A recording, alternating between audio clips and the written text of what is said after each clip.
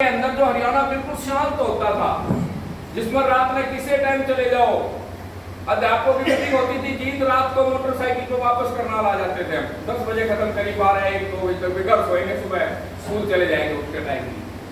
तो लेकिन अब वो हालात नहीं है, दिन दहाड़े घटनाएं हैं। ये जो एक स्थिति है, अगर इस स्थिति से बचना है तो बदलना पड़ेगा, इनको हमें छोड़ना पड़ेगा सारा ये जो आपस के मतभेद है। भाई एक बार तो इनके जोटा ला दो, और ये भुगतते सबको है।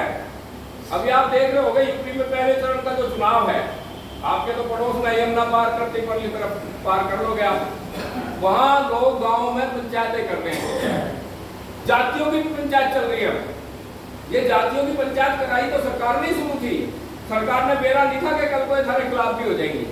जो हमारे समाज को जो आजादी की लड़ाई अपने लड़ी थी, उसमें हमारे अंदर से जात पात धर्म सब मिट गया था, ठीक है ना। पंडित राम प्रसाद बिस्मिल और अशफाकुल्लाह खान एक साथ फांसी लड़ सकते, भगत सिंह, राजगुरु, सुखदेव, पता था किसी को इनकी जातियों का, तीनों इकट्ठे फांसी चढ़ रहे हैं। तो आजादी की लड़ाई ने जात पात धर्म को खत्म करा था, और इन्होंने बढ़ाया हमारे राजनेताओं ने।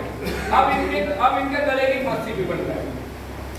अभी जो यूपी के अंदर जाओगे आपको, राजपूतों की बड़ी बड़ी पंचायतें इस समय चल रही है वहां पर, और वो कह रहे हैं कि हमने ये सरकार नहीं आने देनी, मुद्दा चाहे कुछ हो।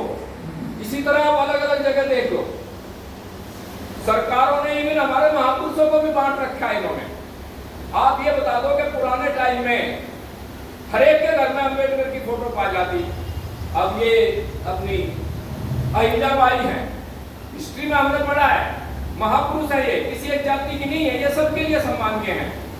अब क्या हो रहा है, महाराणा प्रताप तो सबके लिए पूजनीय थे, छोटू राम जितने किसान थे सबके लिए पूजनीय थे, ठीक है ना। परशुराम था, एक समाज सुधारक था उस समय का, राजाओं के खिलाफ लड़ने वाला व्यक्ति था वो।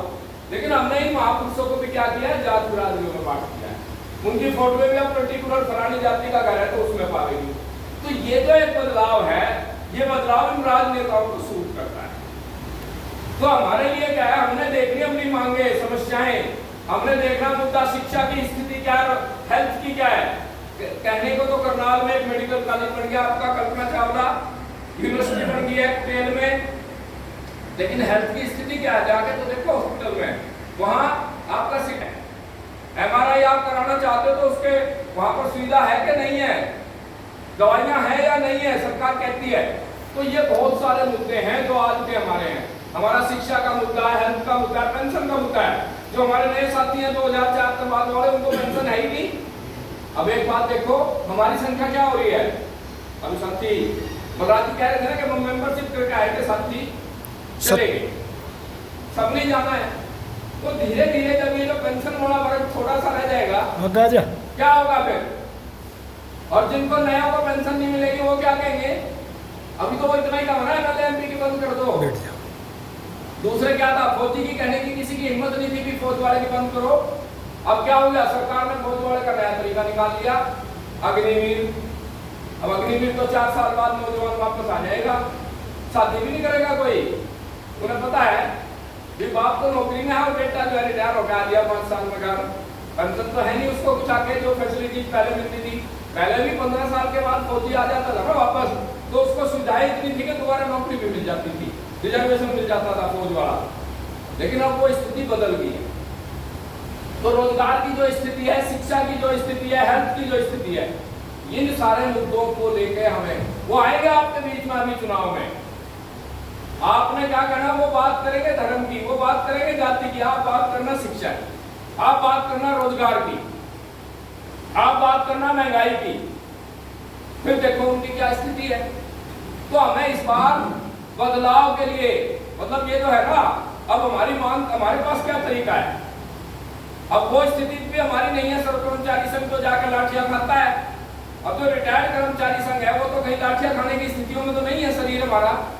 तो हमारे पास क्या इलाज है कि भाई जब हम उनके पास जाते रहे, साथी बता रहे थे कृपाल जी, क्या कहा खट्टर ने, भाई जो सी मिल रही इसमें से भी मिलते दे जाओ उल्टे। आप ये देखो लूटने की कमी है इस समय देश में। रोटी पे भी GST है आपकी, कफन के ऊपर भी GST है। अरे इतना टैक्स लूट रहे हो तुम, अलावा एक और भंडाफोड़ हो गया, जो ये कहता है ना, मोदी ये कहता है टीवी पर कि भाई मेरे से बड़ा मतलब मैं भ्रष्टाचारियों को रहने नहीं दूंगा। अरे स्वर्ण बॉन्ड क्या है? जो ये इलेक्ट्रॉन बॉन्ड है चुनाव जो राजनीतिक पार्टियों को मिल रहा है, ये भी तो एक प्रकार का जो है भ्रष्टाचार ही है। ये जो पैसा बिना गिनती के दिया जा रहा था राजनीतिक दलों को, ये भ्रष्टाचार ही तो था। तो हम बेटे हम जा बेटे का जवाब चाहिए। हम कुछ आ लेंगे कितनी जा बेटे, हम डाल लेंगे, आप जाओ। हमें इन चीजों का जवाब चाहिए और इसका यह है कि हमें बदलाव करके ही कुछ हासिल होगा। यदि हम चाहते हैं वास्तव में हमारी पेंशन बचे, हमें अपनी मांग लागू करानी है, तो निश्चित रूप से बदलाव करना पड़ेगा। एक बार को तो सारे मतभेद ढूंढने पड़ेंगे, फिर उसके बाद देखेंगे। ऐसा नहीं है कि अगला आएगा तो हमें उसके खिलाफ नहीं लड़ना है। हम तो कर्मचारी हैं, हम तो हर एक के खिलाफ लड़ते रहे हैं। हमारे लिए कोई अपना राजनीतिक दल नहीं है। हमने तो अपनी मांगे लागू करानी है, वो संघर्ष के बल पे ही होंगी। लेकिन जब हमारी स्थिति हो जाए कि संघर्ष से मांगे हासिल ना हो, तो फिर हमारे पास एक हथियार है वोट की चोट का। तो ये हमें करना पड़ेगा।